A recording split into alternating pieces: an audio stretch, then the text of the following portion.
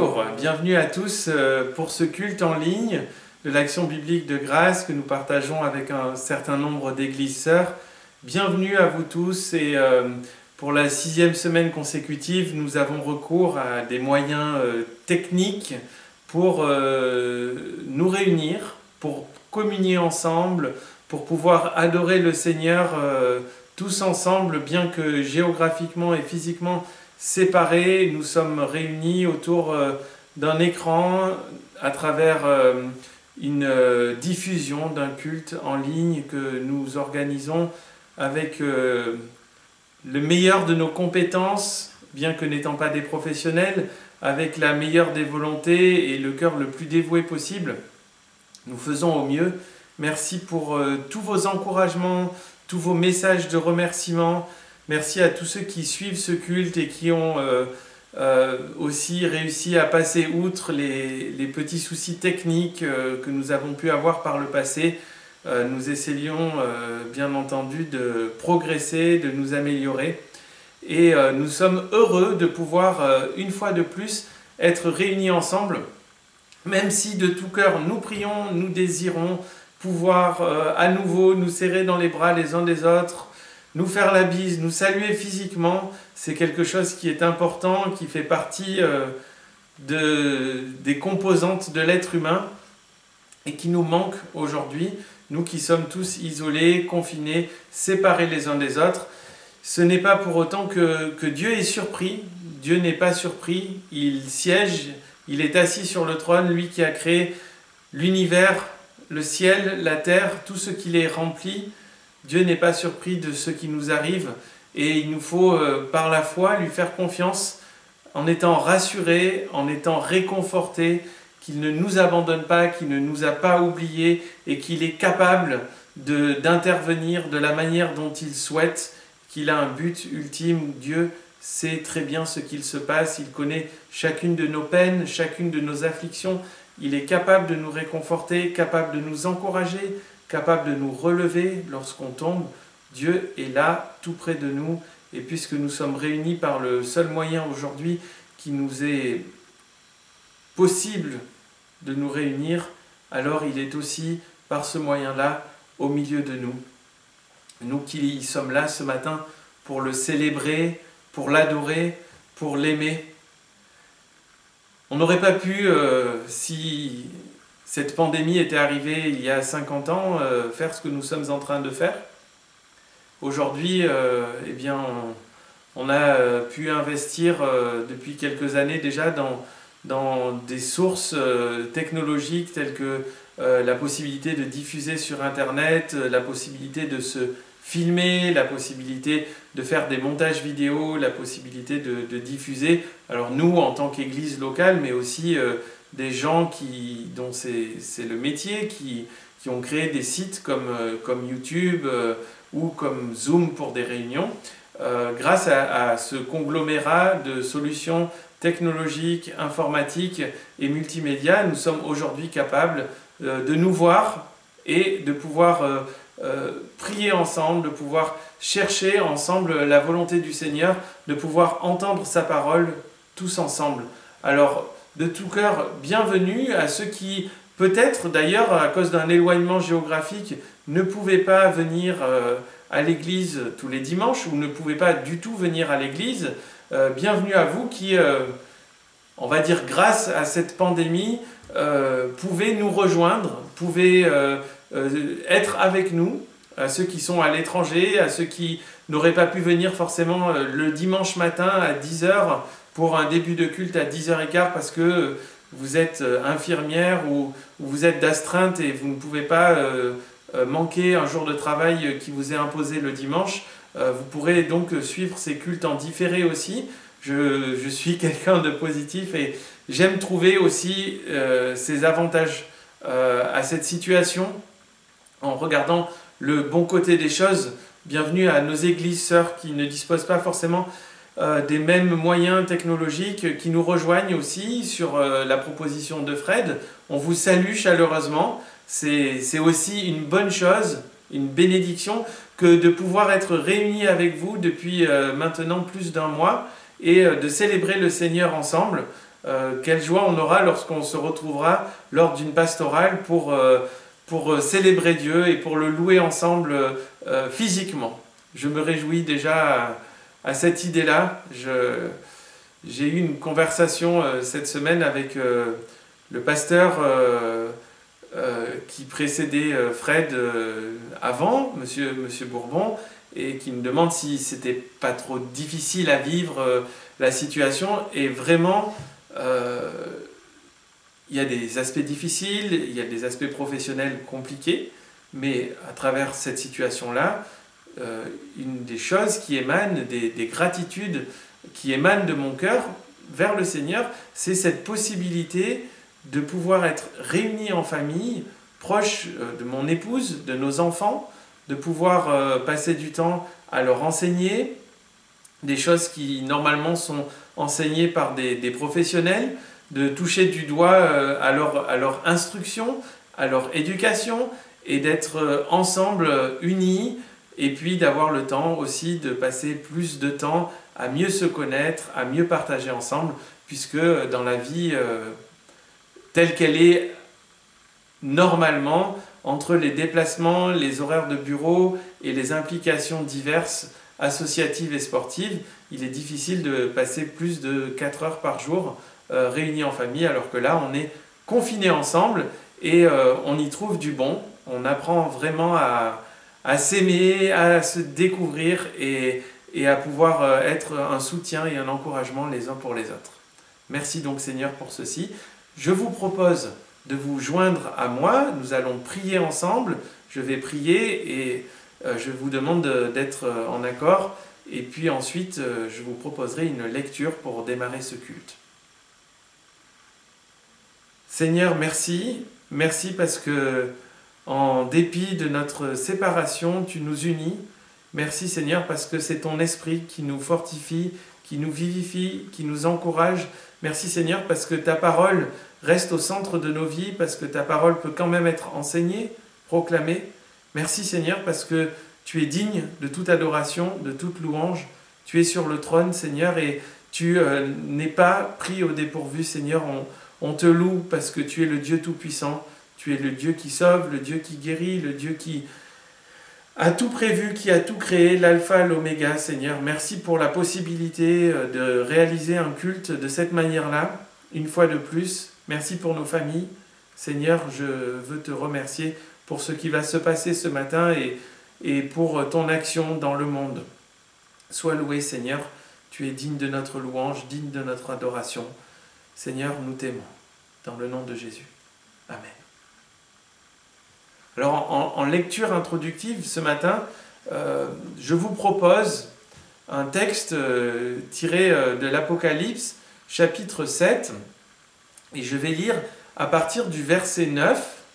Ce texte m'a interpellé, alors il n'est pas en lien direct avec ce que nous sommes en train de vivre, mais je veux y trouver pour nous, en tant que communauté de chrétiens, un encouragement, à savoir que Dieu est capable d'essuyer nos larmes, Dieu est capable et ultimement va nous conduire aux sources des eaux de la vie. Il ne nous abandonne pas. Alors au verset 9, il est écrit « Après cela, je regardai et je vis une foule immense que personne ne pouvait compter. C'étaient des hommes de toute nation, de toute tribu, de tout peuple et de toute langue.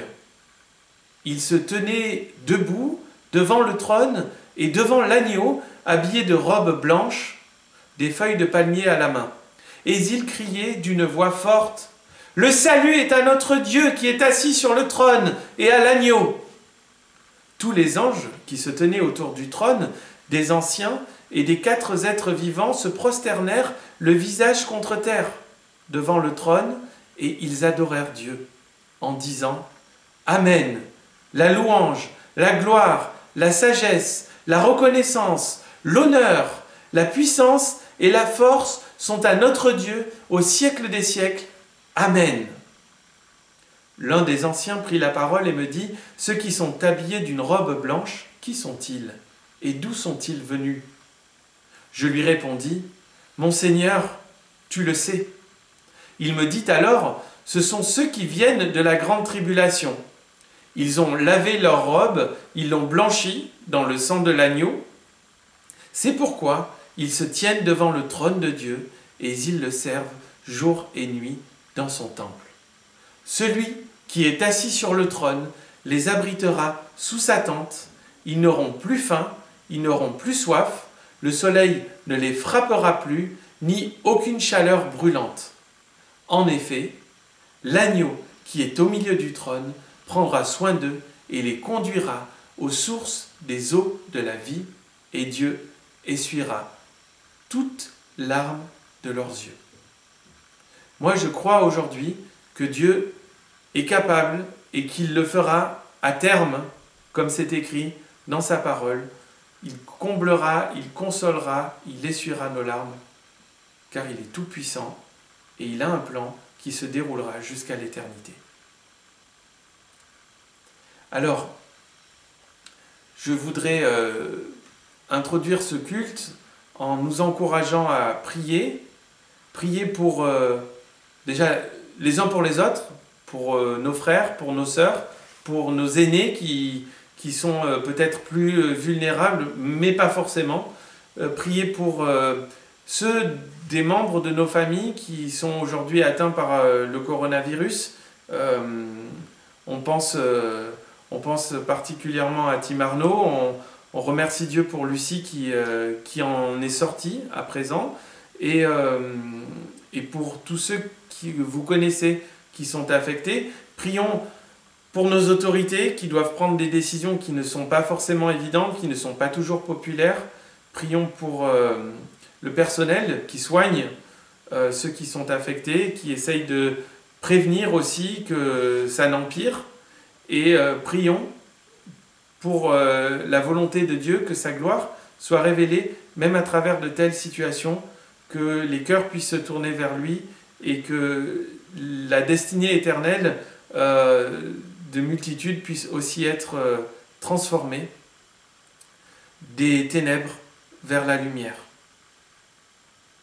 Alors je vais fermer les yeux, vous encourager de mettre vos vidéos en pause, le temps de prier pour ces sujets ou d'autres sujets, le temps que vous souhaiterez.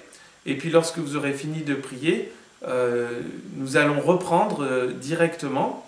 Vous pourrez réappuyer sur la touche play et nous allons chanter 2 chants, donc merveilleux et oui je crois, qui vont nous conduire dans une bonne disposition de nos cœurs pour ensuite écouter l'enseignement de notre pasteur Frédéric pour recevoir ce que Dieu aura à nous dire à travers cet enseignement sur le chapitre 11 de l'Épître aux Hébreux.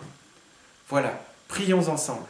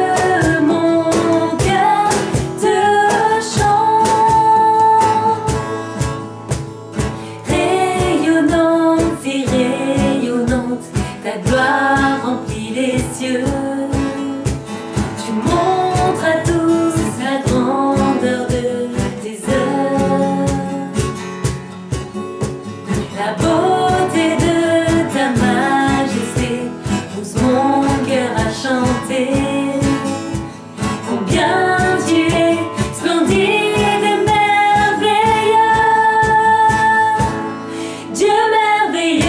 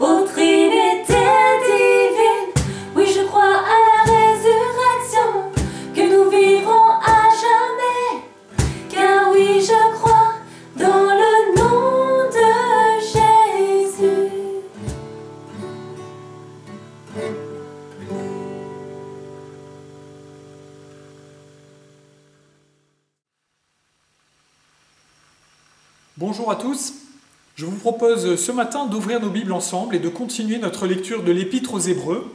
Nous sommes parvenus au chapitre 11. Ce chapitre 11 est célèbre parce qu'il est surnommé bien souvent et à juste titre les héros de la foi. Vous allez voir pourquoi. Il y est question de beaucoup de personnages de la Bible qui sont nommés et qui sont donnés en exemple pour leur foi. Et c'est pourquoi ce matin, malgré que nous n'allons lire que certains versets et que les premiers versets de ce chapitre, on pourrait déjà intituler ce message, cette méditation par « Importance de la foi devant Dieu, pour Dieu et en Dieu ». Nous allons lire les versets 1 à 7 et je vais commencer juste par le verset qui précède dans le chapitre 10 afin que nous ayons la liaison logique avec l'introduction de ce chapitre 11. Donc je suis dans l'Épître aux Hébreux, au chapitre 10, au verset 39, et nous lisons ensemble dans la parole de Dieu. Quant à nous, nous ne faisons pas partie de ceux qui reviennent en arrière pour leur perte, mais de ceux qui ont la foi pour le salut de leur âme. Or, la foi, c'est la ferme assurance des choses qu'on espère, la démonstration de celles qu'on ne voit pas. C'est à cause d'elle que les anciens ont reçu un témoignage favorable. Par la foi, nous comprenons que l'univers a été formé par la parole de Dieu de sorte que le monde visible n'a pas été fait à partir des choses visibles. C'est par la foi qu'Abel a offert à Dieu un sacrifice plus grand que celui de Caïn. C'est grâce à elle qu'il a été déclaré juste, car Dieu approuvait ses offrandes. Et c'est par elle qu'il parle encore, bien qu'étant mort. C'est à cause de sa foi qu'Enoch a été enlevé pour échapper à la mort, et on ne l'a plus retrouvé parce que Dieu l'avait enlevé. Avant d'être enlevé, il avait en effet reçu le témoignage qu'il était agréable à Dieu. Or, sans la foi, il est impossible d'être agréable à Dieu, car il faut que celui qui s'approche de lui croit que Dieu existe et qu'il récompense ceux qui le cherchent. C'est par la foi que Noé, averti des événements que l'on ne voyait pas encore et rempli d'une crainte respectueuse, a construit une arche pour sauver sa famille. C'est par elle qu'il a condamné le monde et est devenu héritier de la justice qui s'obtient par la foi. Jusqu'ici, la lecture du texte biblique. Je vous propose donc de réfléchir ensemble sur cette foi dont il est question, qui est au centre de ce passage. Et tout d'abord, vous dire que dans la logique de l'auteur de l'Épître aux Hébreux, conduit par le Saint-Esprit, la logique qui le poussait à s'adresser à ces chrétiens d'origine juive de son époque qui étaient peut-être en train de réfléchir à abandonner la foi en Jésus-Christ pour ne rester attachés qu'aux traditions juives et à la pratique juive telle qu'on la voit dans l'Ancien Testament, en oubliant que cette foi présente dans l'Ancien Testament, dans le Dieu de la Bible, aboutit au Messie promis à Jésus-Christ, eh bien, dans la logique de l'auteur de l'Épître aux Hébreux, il veut démontrer à ses croyants d'origine juive qu'il y a un lien, il y a un trait d'union, il y a un point commun majeur, fondamental entre les croyants de l'Ancien Testament et les croyants du Nouveau Testament dont nous faisons partie. Ce lien, c'est la foi. La foi dans le Dieu tout-puissant, Seigneur et Sauveur, manifesté en Jésus-Christ. Et c'est pour cela qu'il va énumérer, et on a commencé à le faire, vous l'avez vu dans le passage que nous avons lu, mais ça continue comme ça pendant tout le chapitre 11, une succession de personnages célèbres de l'Ancien Testament pour montrer combien leur foi était importante, combien leur foi était fondamentale dans l'économie du salut déployée par Dieu dans la vie de ses serviteurs. Et nous le verrons aussi en conclusion du chapitre 11 et au début du chapitre 12, cette foi, elle correspond à une personne en particulier, une personne qui nous fait connaître Dieu, Jésus-Christ lui-même. On voit ça au début du chapitre 12. Voyons maintenant donc, dans un premier temps, la foi. Et une des caractéristiques de la foi qui est décrite ici dans le passage que nous avons lu ensemble, c'est le fait qu'elle nous relie, qu'elle place notre confiance dans des choses qui sont invisibles. On voit que cette notion d'invisibilité ou de choses qui ne sont pas visibles revient régulièrement dans le texte que nous avons lu ensemble. Et je crois que ça fait écho à quelque chose auquel nous sommes confrontés, une forme d'incrédulité, peut-être que nous ressentons parfois dans notre propre cœur, ou qu'on entend aussi autour de nous. Qui n'a jamais entendu cette parole ? Moi, je ne crois que ce que je vois. Alors, d'une certaine manière, cette affirmation est absurde, parce que tout le monde croit dans les molécules, tout le monde croit dans Napoléon ou dans l'Indonésie, même s'il n'a jamais vu visiter l'Indonésie, rencontrer personnellement Napoléon, ni eu l'occasion de voir de ses propres yeux des molécules. Bien sûr, elles sont tellement petites qu'on les voit, mais on ne voit que leur manifestation à notre échelle de vue, mais on n'a pas la vision qu'aurait un microscope. Et d'ailleurs, on pourrait dire que nous sommes à une époque où quelque chose d'insignifiant par la taille et d'invisible, un virus, produit des effets qui, eux, sont très visibles. Autrement dit, les gens qui prétendent ne croire que ce qu'ils voient disent une grosse bêtise, et en réalité, on pourrait leur démontrer qu'au moins 80% des choses dans lesquelles ils croient et dont ils tiennent compte dans leur vie quotidienne dépendent soit de témoignages de gens qui leur ont parlé, mais eux-mêmes n'ont pas vérifié ce dont on leur parle, par exemple tout ce qui se trouve dans le dictionnaire et dans les encyclopédies, soit de choses qui sont trop petites, trop éloignées, trop grandes, trop minuscules, trop éloignées dans le temps, pour qu'on ait pu les vérifier par nous-mêmes, mais nous croyons cependant qu'elles existent, non seulement nous les chrétiens, mais aussi n'importe quelle personne sur Terre, même les athées, même les gens les plus endurcis par rapport à la foi, sont obligés de croire en l'existence de choses qui pourtant ne sont pas visibles à leurs yeux, mais dont ils doivent tenir compte, dont on doit tenir compte dans notre vie de tous les jours. Mais la particularité de la foi, c'est qu'elle repose sur ce principe-là, et c'est un principe qui est fondamental, qui est très très présent, et il est présent dans le texte que nous avons lu. Si vous regardez avec moi au verset 3, il est question du monde visible qui n'a pas été fait à partir des choses visibles. Voilà que c'est un des aspects de la foi, c'est qu'on croit que notre monde est apparu, comme on le dit, à la suite de l'acte créateur de Dieu. Il y a une expression latine qui dit ex nihilo, c'est-à-dire à partir de rien. Il n'y avait pas quelque chose qui précédait et qui a engendré notre monde, contrairement aux matérialistes qui présupposent que la matière a toujours existé, mais c'est quelque chose qui est une présupposition gratuite, qui n'est pas démontrée et pas démontrable. Et la Bible nous dit qu'en réalité, le monde dans lequel nous vivons, dont nous faisons partie, la création, eh bien, il y a un temps où elle n'existait pas. Et elle a commencé à exister parce que c'est Dieu, l'acte créateur du Dieu Tout-Puissant, qui a été à l'origine du monde qui nous entoure. Et bien sûr, le récit qui nous rapporte ces choses, c'est le récit de la création au début de la Genèse, les chapitres 1 et 2. Et nous voyons que parmi les personnages qui sont évoqués, eh bien, il y a un personnage, Abel, qui a vécu non loin de cette époque, et en tout cas dont la vie est mentionnée dans les premiers chapitres de la Bible, près du récit de la création précisément.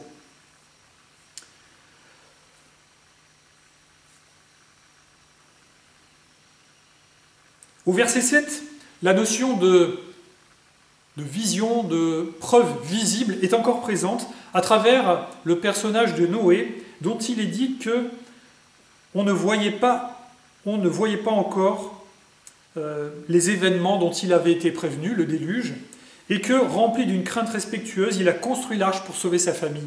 Autrement dit, Dieu a dit à Noé qu'il y allait avoir un déluge, et pendant de très nombreuses années, Noé a cru dans la parole de Dieu, et il a construit une arche qui lui a permis d'échapper au déluge, d'échapper au jugement de Dieu contre le monde de l'époque, qui s'était enfoncé toujours plus dans le péché et dans la révolte contre Dieu, et que Dieu a détruit par un déluge universel. Noé a fait un acte de foi, et cet acte de foi reposait sur une promesse de Dieu, sur une parole de Dieu, mais sur rien de visible.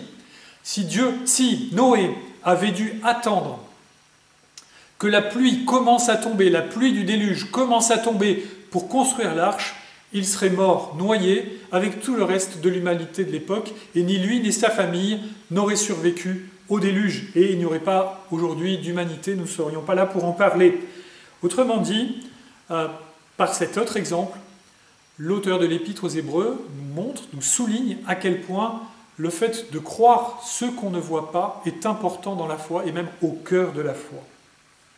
Le verset 1 nous donne une définition de la foi. La foi, c'est la ferme assurance des choses qu'on espère, la démonstration de celles qu'on ne voit pas.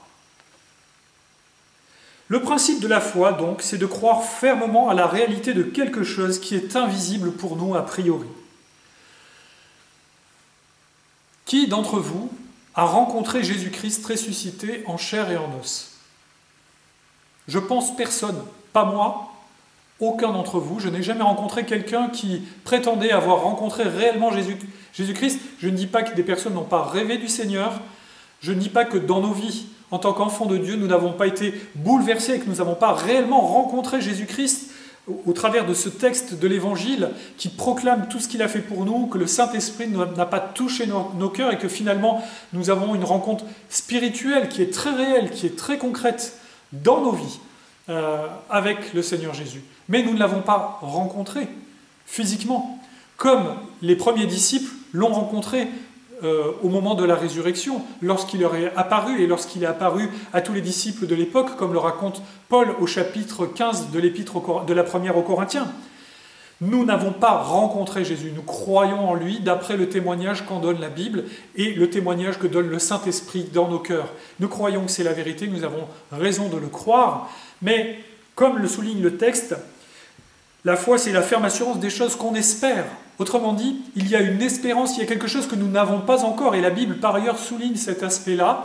L'espérance c'est quelque chose qu'on n'a pas encore. Et on a raison d'espérer parce que c'est au cœur des promesses de la parole de Dieu. Ça nous conduit à ce que le Seigneur va nous donner plus tard et à ce qu'il nous donne déjà spirituellement, mais un jour il va nous donner tout pleinement. Et vous voyez donc que dans la foi, il y a cette notion de « je crois en quelque chose », je crois quelque chose que je ne vois pas. Alors vous allez me dire, il faudrait plutôt dire qu'on croit en quelqu'un qu'on ne voit pas, c'est juste. Nous croyons en Jésus-Christ que nous ne voyons pas, mais par lequel nous sommes reliés par la foi, par l'action de son Saint-Esprit en nous, c'est vrai. Mais le texte appuie aussi sur le fait qu'il y a ce quelque chose qui nous relie à Christ, c'est la foi elle-même, mais ce sont les promesses de la parole de Dieu, promesses qui va nous prendre avec lui, les promesses d'être dans l'éternité, les promesses que nous allons passer à travers la mort et qu'il va nous ressusciter. Ça, ce sont des choses, des événements, des étapes. Et bien sûr, sans la personne de Jésus-Christ, eh bien, nous n'aurions pas accès à ces belles promesses de la parole de Dieu, puisqu'elles reposent sur son œuvre. Mais vous voyez bien que la foi, c'est aussi croire dans des choses ou des événements qui sont invisibles et qui, pour l'instant, nous sont annoncés, auxquels nous commençons à participer, mais que nous n'avons pas pleinement, que nous ne vivons pas pleinement. Et peut-être que là, on a un élément qui nous permet de comprendre un verset de Paul dans 1 Corinthiens 13. Maintenant donc, ces trois choses restent, la foi, l'espérance, l'amour, mais la plus grande des trois, c'est l'amour. Pourquoi je parle de ce verset dans ce contexte? Eh bien, ce verset de Paul nous dit que finalement, la foi, l'espérance et l'amour sont trois choses très très importantes dans la vie chrétienne, mais la plus grande de toutes, c'est l'amour. Pourquoi l'amour est plus grand que la foi et que l'espérance? Parce que quand nous serons dans l'éternité avec notre Seigneur, que nous serons physiquement avec lui, eh bien nous n'aurons plus besoin de travailler notre foi, puisque nous verrons toutes les promesses de la parole de Dieu, nous serons confrontés par cette réalité qui nous entourera, nous englobera, nous aura transformés sous l'action du Saint-Esprit, et nous n'aurons plus de la même manière une espérance que les choses s'accomplissent, puisque nous serons en train de les vivre. Autrement dit, la foi et l'espérance resteront des choses importantes, mais elles ne seront plus fondamentales, puisque nous serons en train de vivre ce vers quoi elles pointaient quand nous sommes dans cette vie terrestre. En revanche, l'amour, lui, restera central, puisque c'est la relation qui anime déjà notre Dieu vis-à-vis de nous, ses enfants, sauvés par le sacrifice de son Fils Jésus sur la croix. Nous sommes reliés à Dieu par son amour. C'est parce qu'il nous a aimés, qu'il nous a sauvés, qu'il nous a appelés à lui, qu'il nous a choisis pour être délivrés de nos péchés et de nos fautes. Et cet amour-là va durer jusque dans l'éternité. Et c'est pour cela que Paul dit que l'amour est encore plus grand que la foi et que l'espérance, puisque finalement, il y a un temps où nous ne marcherons plus par la foi, mais nous vivrons pleinement toutes ces promesses de la parole de Dieu. Pour le moment, nous sommes dans cette vie, nous sommes sur cette terre, et nous marchons par la foi, et la foi est très importante. Et le texte nous invite à réfléchir sur ce qu'est cette foi. Il est question des choses qu'on espère par rapport aux promesses de la parole de Dieu. Il est question d'une ferme assurance au verset 1. Pourquoi cette assurance est-elle ferme? Est-ce que c'est à moi-même, je me raconte de quelle manière il faut que je croie et je vais me finir par me convaincre, il faut croire, il faut croire, il faut croire, et quand on répète ça 500 fois, à ce moment-là, on croit mieux? Non, Jésus nous dit, ne rabâchez pas comme des païens, c'est pas à force de répétition que notre foi va augmenter. Notre assurance est ferme parce qu'elle repose sur un fondement solide. Ce fondement, c'est Jésus-Christ. C'est Dieu lui-même qui est le garant des promesses qui nous sont rapportées dans la Bible, dans la parole de Dieu. Et c'est pour cela que notre foi est une assurance ferme, une espérance solide. Et par les exemples de ces hommes qui sont nommés là dans les héros de la foi, le chapitre 11 de l'Épître aux Hébreux, et par plein d'autres éléments, Dieu nous prouve qu'il tient parole, que ceux qu'il appelle à lui, il prend soin d'eux, jusqu'à les prendre avec lui dans l'éternité, et il prend soin d'eux tout au long de leur vie, à travers les épreuves. L'assurance du chrétien ne dépend pas de nos émotions, ne dépend pas de notre volonté personnelle, de la capacité que nous avons à nous convaincre nous-mêmes qu'il faudrait être un bon chrétien. Parce que si c'était de ces choses-là, de nos propres forces que cela dépendait, eh bien, notre foi serait bien faible. Elle serait défaillante et elle ne nous conduirait nulle part que dans une impasse. Parce que nous sommes des êtres changeants, des êtres faillibles, des êtres limités, des êtres pécheurs. Ce n'est pas en nous-mêmes que nous trouvons les racines de la foi. C'est dans l'action de Dieu, du Dieu 3 fois saint, tout-puissant, qui lui n'est limité par rien et qui fait naître en nous la foi. Cette foi qui nous relie à Jésus-Christ, qui a tout accompli et qui fait de nous ensuite les enfants de notre Père céleste. Notre Dieu nous donne la foi et l'amène à la perfection, et vous allez voir que c'est un des versets de Hébreux 12 auquel conduit cette énumération d'Hébreux 11. D'une certaine manière, on pourrait dire que c'est comparable à un parent attentionné qui tient la main de son enfant dans le danger. Le fait que ce parent, par exemple pour traverser une route dangereuse, par exemple pour le faire sauter un fossé, par exemple pour le retirer d'un endroit où il était tombé, de qui dépend l'efficacité de cette action? Est-ce que ça dépend de l'enfant, de sa petite main faillible qui risque de glisser, qui risque de lâcher prise? Non. Ça dépend du parent, de sa force, de l'adulte qui va prendre soin, qui va serrer correctement, qui va entourer de ses bras peut-être ou prendre dans ses bras cet enfant qui est menacé par ce danger. Eh bien, avec notre Père Céleste, c'est encore 1000 fois plus vrai puisqu'il est beaucoup moins, il n'est pas faillible. Et il n'est pas limité comme nous le sommes, nous qui sommes des parents. Et des fois, on voudrait aider nos enfants, nous n'y parvenons pas, ou pas aussi bien que nous voudrions, parce que nous sommes limités dans nos capacités. Dieu ne l'est pas. Notre Dieu nous tient solidement. Jésus dit dans l'évangile de Jean qu'il tient dans sa main tous ceux que le Père lui a donnés et que nul ne les ravira de sa main. Parce qu'il les tient sûrement, il les tient fidèlement. Et personne ne peut nous enlever de la main de Christ. Si vous êtes enfant de Dieu, soyez rassurés, soyez dans la paix et dans la joie. Le Seigneur fait en sorte que vous persévériez, que vous grandissiez dans la foi qu'il vous a donnée. Si vous n'êtes pas enfant de Dieu, criez à lui. Criez à lui pour être réconcilié, pour confesser vos péchés, pour qu'il vous délivre et qu'il vous donne la foi en Jésus, celle qui sauve. Question. En cette période de crise que nous vivons, avons-nous cette ferme assurance des choses que la Bible nous promet par la foi en Jésus? Connaissez-vous les promesses de Dieu pour vous? Non? Lisez la Bible. Elle regorge de promesses pour les enfants de Dieu, dont nous devons nous emparer dans la prière. Des promesses pour cette vie déjà, et puis des promesses pour l'avenir dans l'au-delà. Demandons que la paix et la joie de Christ règnent au fond de nos cœurs. Il a promis de nous les donner à travers ce temps d'épreuve, à travers ces vies, parfois de souffrance, d'autres fois plus agréables. Le but du chrétien, ce n'est pas d'être insouciant en disant « moi je ne veux que la paix et la joie dans ma vie », mais c'est que notre Dieu tient toutes choses dans sa main et il veut prendre soin de nous à travers les épreuves, y compris les événements effrayants qui agitent notre monde actuellement.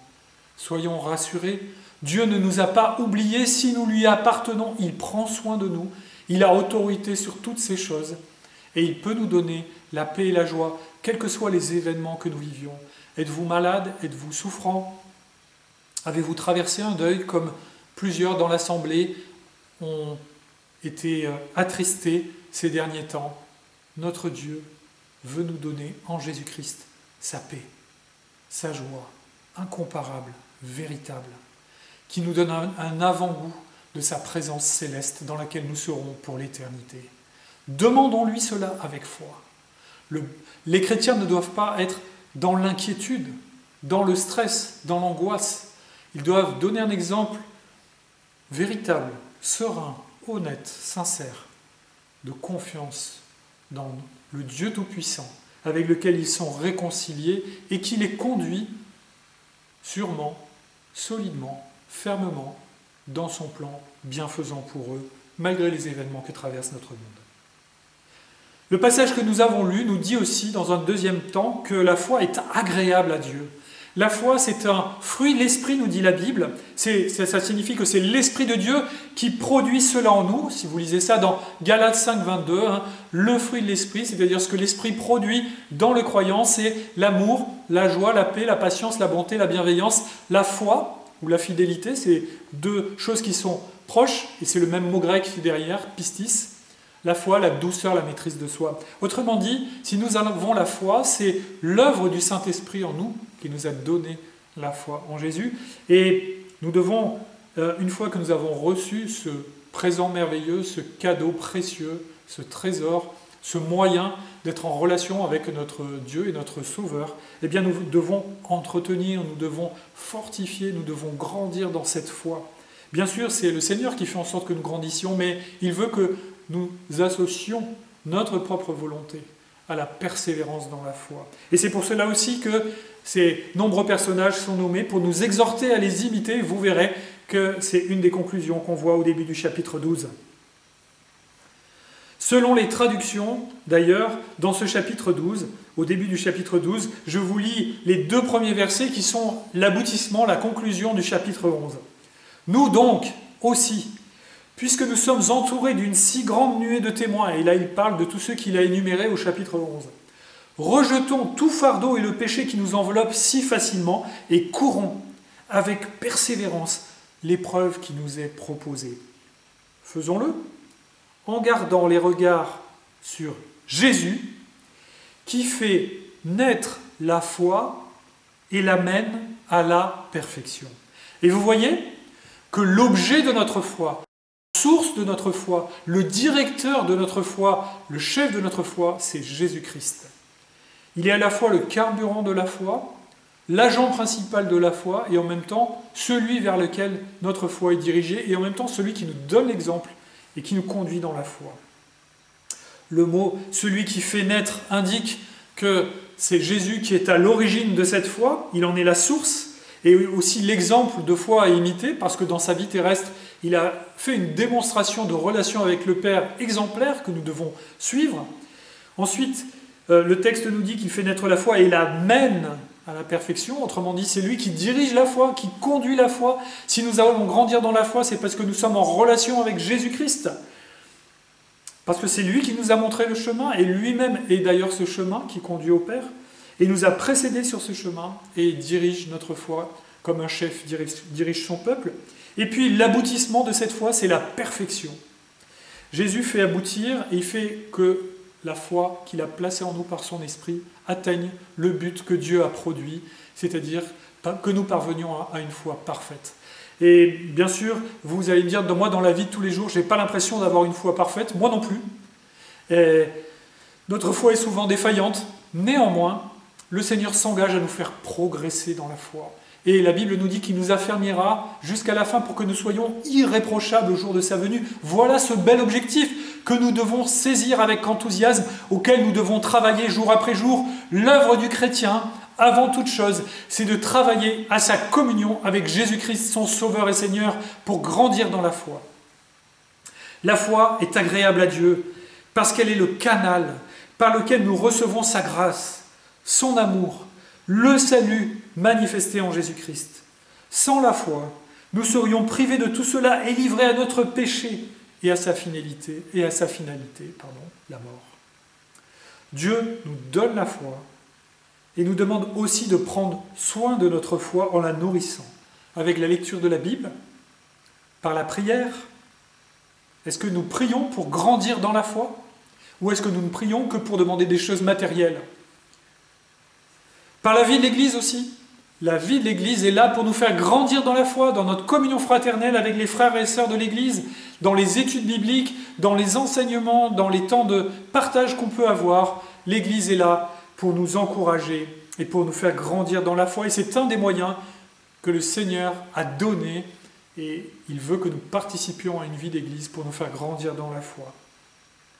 Et le but de tous ces moyens-là, la lecture de la Bible, la prière, la vie de l'Église, eh bien, c'est de grandir dans notre relation avec Jésus. Cette relation avec Jésus, elle passe par le canal de la foi. La foi est agréable à Dieu parce que c'est elle qui témoigne de notre attachement à lui. La foi, c'est le témoignage de Dieu en nous. Les versets 2 et 5 parlent de ce témoignage que ces serviteurs de Dieu ont eu. Ce témoignage, en fait, c'est Dieu qui a témoigné qu'il lui était agréable, qui a, si vous voulez, sanctionné de façon favorable, positive, leur foi. Dieu leur a montré, leur a dit que leur foi lui était agréable.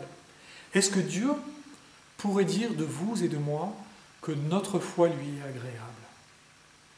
Demandons-lui d'avoir une foi agréable, une foi persévérante, une foi qui nous fait regarder à Jésus-Christ chaque jour et nous fait grandir en lui, malgré les épreuves, malgré les combats. Et justement, à cause de ces combats, pour remporter la victoire.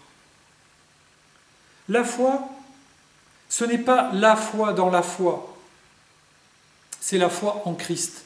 Si vous voulez, juste une précision pour dire que ce n'est pas la foi en elle-même qui est admirable. Ce qui est admirable, c'est celui à qui la foi nous relie.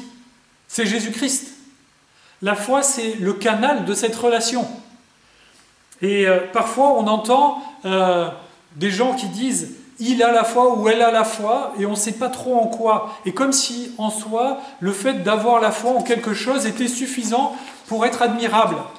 Si ce n'est pas en Jésus-Christ, si on n'est pas en train de parler de cette relation particulière que Dieu plante dans le cœur de ses enfants entre son Fils bien-aimé et chacun des membres de son peuple, eh bien, à ce moment-là, la foi pour la foi, le fait d'espérer en quelque chose, vous savez, parfois on croise des gens qui disent oui, il y aura certainement quelque chose dans l'au-delà, on va rejoindre le grand tout, une espèce de foi comme ça un petit peu naïve et optimiste qui se dit qu'après tout, ce qui nous attend après la mort sera agréable pour tout le monde.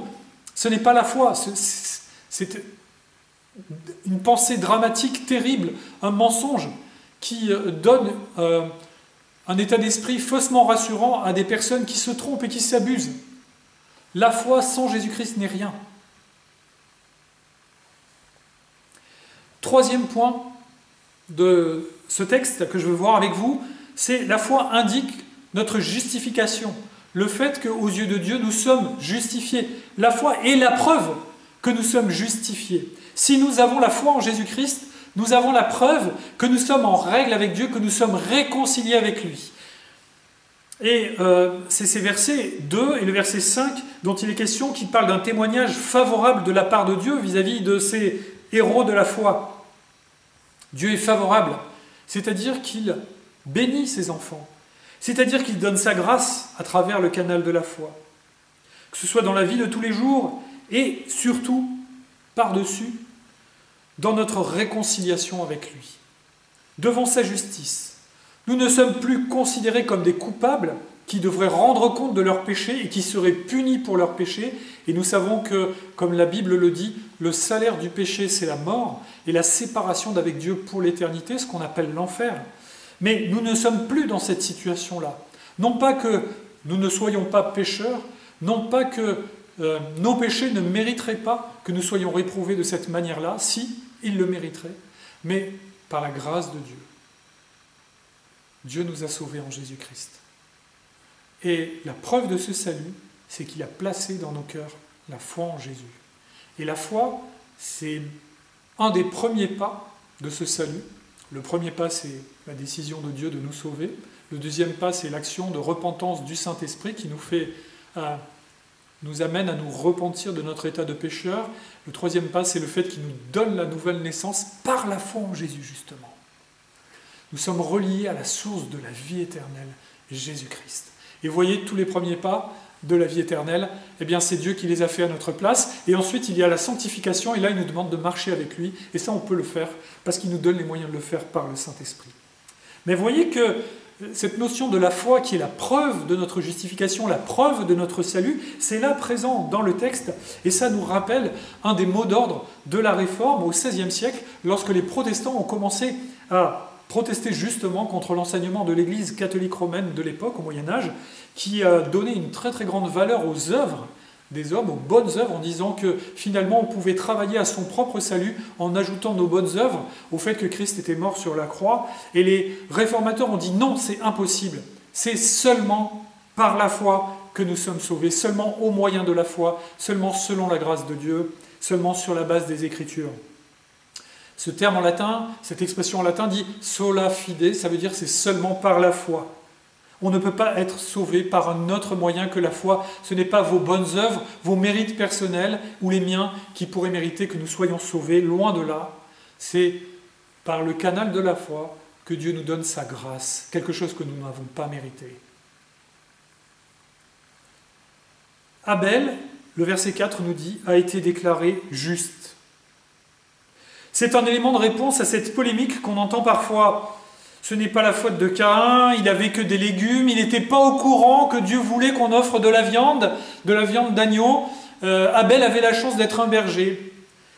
Le texte d'Hébreu balaye d'un revers de la main ce genre d'argumentation. Ce n'est pas que Caïn était aussi bien disposé qu'Abel et que Dieu préférait la viande grillée aux légumes, le barbecue, un menu végan, si vous me passez l'expression. Pas du tout.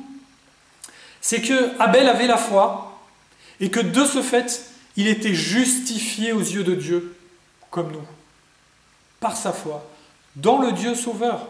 Quand nous croyons en Jésus-Christ, nous croyons dans le même Dieu qu'Abel, nous croyons dans le même Dieu que Enoch, que Noé, que Abraham et que tous les héros de la foi de l'Ancien Testament. Et comme nous, leurs péchés ont été effacés par l'œuvre de Christ à la croix.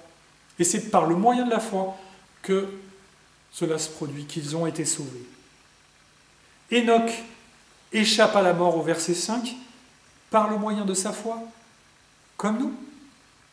La foi a toujours été le moyen par lequel Dieu fait entrer le salut dans la vie des croyants.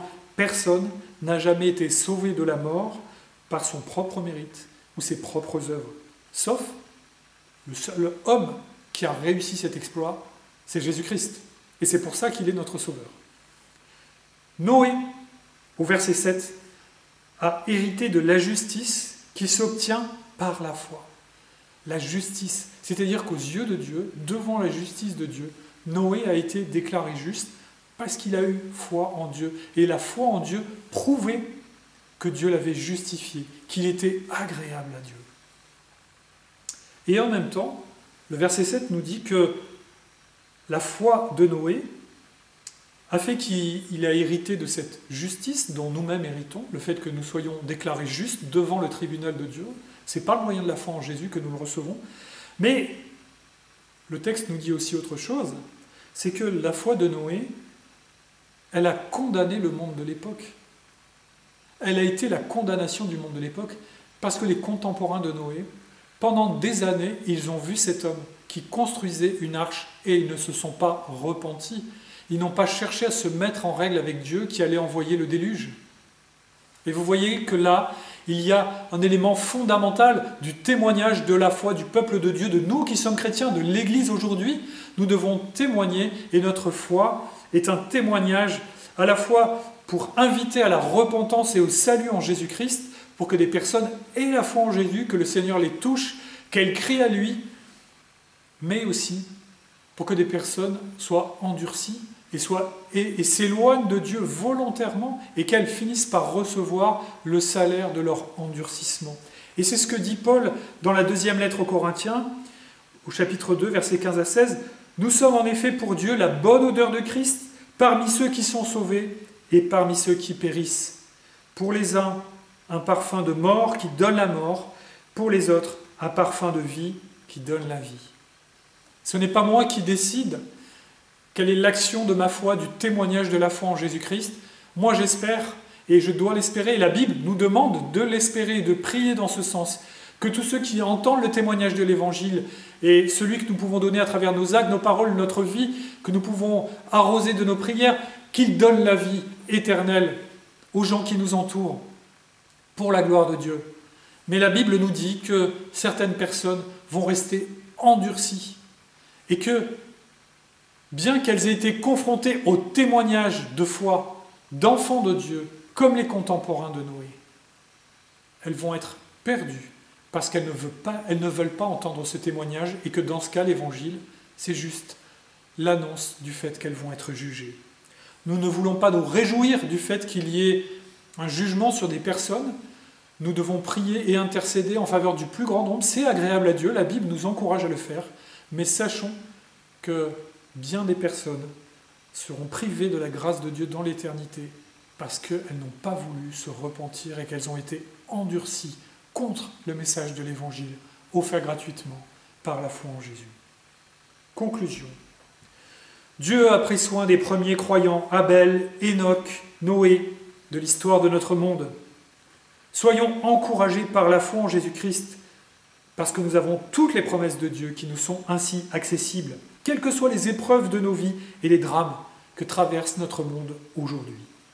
Je vous rappelle ce verset de Jésus à ses disciples en Jean 14, que nous pouvons reprendre ensemble et prier. « Que votre cœur ne se trouble pas. Croyez en Dieu, croyez aussi en moi. Il y a beaucoup de demeures dans la maison de mon Père. Si ce n'était pas le cas, je vous l'aurais dit. Je vais vous préparer une place. Et puisque je vais vous préparer une place, je reviendrai et je vous prendrai avec moi, afin que là où je suis, vous y soyez aussi. » Notre Seigneur résume admirablement tout ce qui vient d'être dit à propos de la foi, à propos de l'espérance et à propos des promesses qui sont dans la parole de Dieu à destination de ses enfants. Que notre Dieu nous donne sa paix et sa joie sur la base de sa parole que nous avons vue ensemble ce matin. Prière. Notre Dieu, notre Père, merci pour le témoignage de ceux qui nous ont précédés dans la foi dès les débuts de l'histoire de l'humanité. Comme nous, c'est par le moyen de la foi en toi, Dieu Tout-Puissant, Dieu Sauveur, manifesté en Jésus-Christ, qu'ils ont été agréables devant toi et que tu les sauves comme tu nous sauves. Fais-nous grandir dans la foi en Jésus chaque jour. Bénis ainsi notre communion avec toi par ton Saint-Esprit sur la base de ta parole. Merci parce que tu prends soin de tes enfants et qu'un jour, tu nous prendras avec toi pour être avec toi définitivement, pour toujours, pour l'éternité. À toi la gloire, notre Dieu, Père, Fils et Saint-Esprit. Amen. Je vais faire quelques annonces maintenant. Notre culte touche à sa fin. Tout d'abord, vous dire que le culte de Pâques qui était organisé dimanche dernier en collaboration avec les églises de l'Action biblique suisse et France a eu un très grand succès. Plusieurs milliers de personnes ont pu le voir, soit en direct et en différé. On a eu énormément de témoignages d'affection, de remerciements. Probablement vous-même avez eu l'occasion, certains d'entre vous en tout cas, de nous écrire de cette manière-là. Merci pour votre soutien, vos prières. Notre Seigneur a été à l'œuvre dans nos cœurs et dans nos vies à cette occasion, qu'il soit glorifié chaque jour. Merci pour votre reconnaissance à l'égard de tous ceux qui ont rendu ce culte possible. Je pense notamment à la coordination technique et puis à tous ceux qui, au niveau de l'abbé suisse aussi, avaient eu cette idée et ont organisé le déroulement de ce culte. Mercredi à 20h30, cette semaine, il y aura un webinaire, c'est-à-dire une conférence vidéo en direct où vous pourrez interagir par le biais d'un chat en posant des questions écrites aux orateurs. Le titre de cette conférence, donc ce mercredi à 20h30, c'est « Covid-19, j'accuse Dieu, 2 pasteurs évangéliques à la barre. Et c'est l'occasion pour 2 pasteurs justement de rendre un témoignage à notre Dieu et à la foi en Jésus dont on a parlé tout à l'heure, malgré la situation que notre monde traverse, en nous donnant probablement des éléments de réponse. Et c'est aussi l'occasion de poser des questions si vous en avez. C'est des hommes de valeur qui sont enracinés dans la foi. Il y a Florent Varac et Raphaël Enzenberger. Donc, si vous voulez suivre ce webinaire, rendez-vous sur le site de Tout pour sa gloire. J'essaierai de vous donner les ressources via des mails. Concernant les offrandes, je vous invite à vous rapprocher de votre responsable d'église, vous qui n'êtes pas dans notre assemblée à Grasse, pour voir de quelle manière honorer notre Dieu aussi par des offrandes. En ce qui concerne les fidèles de l'église Action Biblique de Grasse, ceux qui le souhaitent peuvent obtenir un RIB par mail et procéder avec un virement bancaire pour les offrandes ou les dîmes. Plusieurs d'entre vous me l'ont demandé, je le tiens à disposition, il suffit de m'envoyer un mail si vous ne disposez pas de ce RIB et je vous l'enverrai. Concernant maintenant le programme de l'Action Biblique de Grasse, mardi à 20h30, il y a ce temps de prière que nous prenons les uns et les autres sur la base de la circulaire de prière. Prions les uns pour les autres, pour nos frères et sœurs qui sont malades. Je pense notamment à Esther Akiki, qui a eu le Covid et qui se rétablit doucement, elle va un peu mieux. Je pense à Timothée Arnaud, qui est fatigué, fiévreux chez lui actuellement en raison du Covid également. Le frère de mon épouse, Gérard, est également hospitalisé pour insuffisance respiratoire parce qu'il a contracté ce virus. Et puis peut-être d'autres que vous connaissez de votre entourage. Prions pour nos frères et nos sœurs qui sont peut-être isolés et seuls, que le Seigneur les visite, les encourage. Pensons à leur téléphoner. Pour ceux et celles qui travaillent aussi dans les services publics, dans les services médicaux, dans les forces de l'ordre, dans les pompiers, les hôpitaux. Prions pour les autorités de notre ville, de notre région, de notre pays, pour qu'ils prennent les bonnes décisions. Soyons responsables dans notre façon de vivre et de gérer aussi cet état particulier pour ne pas contribuer à répandre ce mal qu'est le virus. À 20h15, mercredi, il y a normalement l'étude « Les fondements de la foi » avec Alex par Internet. Si vous êtes intéressé, que vous ne savez pas comment accéder à cette étude biblique qui est interactive, durant laquelle vous pouvez discuter avec Alex, n'hésitez pas à me demander les coordonnées, je vous les enverrai par mail également. Jeudi à 14h, j'ai une réunion dans le cadre du Conseil national du réseau FEF, par Zoom. Donc là, vous voyez qu'on essaye de mettre en place des réunions qui permettent de coordonner la vie du monde évangélique dans notre pays, prier les uns pour les autres, et puis voir aussi par rapport aux autorités comment fonctionner et ce qu'on est en droit d'attendre par rapport à la reprise au-delà du déconfinement. Quand pourrons-nous nous réunir? Pour l'instant, il y a pas mal de points d'interrogation. Il est probable qu'on ne puisse pas se réunir tout de suite après le 11 mai. On aura plus d'éléments de réponse probablement dans les semaines qui viennent. Vendredi à 20h15, il y a aussi une étude sur les grands points de la foi. Et là, cette fois, c'est moi qui mène cette étude. Vous savez, tous les 4e vendredis du mois. Si vous voulez recevoir le lien qui vous permet d'y assister, adressez-vous à moi, je vous l'enverrai par email. Et c'est une étude qui essaye de passer en revue les différents articles de la confession de foi qui est en train d'être révisée, de l'Action biblique. Et actuellement, on est en train d'étudier les différentes étapes du salut. Alors je vous encourage à vous joindre à nous si cela vous intéresse, ce vendredi à 20h15. Et puis dimanche prochain, à la même heure, 10h15, le culte en ligne, en vidéo. Merci de prier pour que Ludovic et moi-même soyons encouragés et que nous ayons la bonne manière d'organiser sur le plan technique et puis pour le contenu. Priez aussi pour Virginie et Delphine qui assurent la louange pendant ce temps de confinement. Que le Seigneur bénisse chacun d'entre nous, vous bénisse, nous bénisse dans notre témoignage et aussi auprès de qui nous témoignons. Peut-être que par les moyens numériques, en cette période particulière, nous avons les moyens de témoigner, de faire passer un message d'espoir aux gens qui sont autour de nous et qui sont effrayés par la situation. Alors que le Seigneur nous bénisse, nous donne cette paix, cette joie, cette foi profonde qui nous fait regarder en Jésus-Christ. Et à très bientôt.